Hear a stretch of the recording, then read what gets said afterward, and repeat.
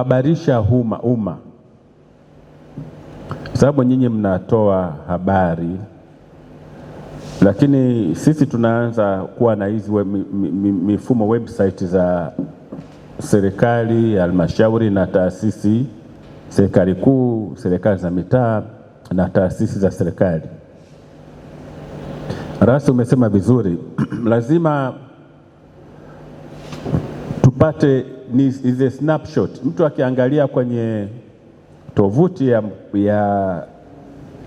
mkoa wa Pwani au katutawala mkoa wa Pwani, basi apate picha ya mkoa.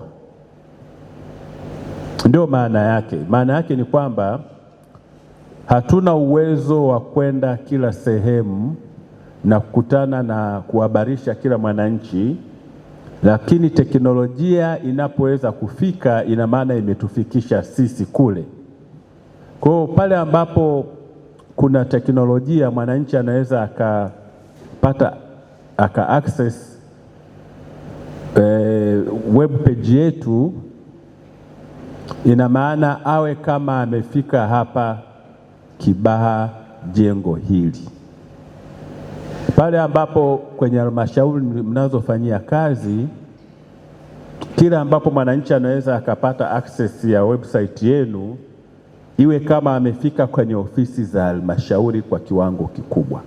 Panga mafunzo haya ambayo yanaenda kuboresha utendaji kazi wa maafisa mawasiliano kwenye halmashauri zetu, lakini na mkoa, kwa kushirikiana na waandishi wa habari kutoka vyombo mbalimbali vilivyopo ndani ya mkoa wetu wa Pwani.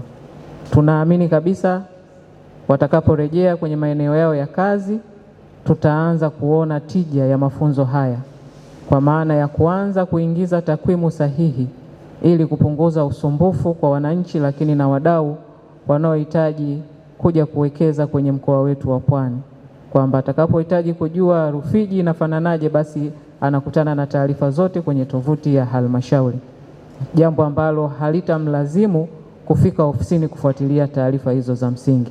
Kwa hiyo nitoe rai kwa watendaji wenzangu, twende tukafanyie kazi yale ambayo tumeyapata kwenye mafunzo ya siku 5, tuone tija.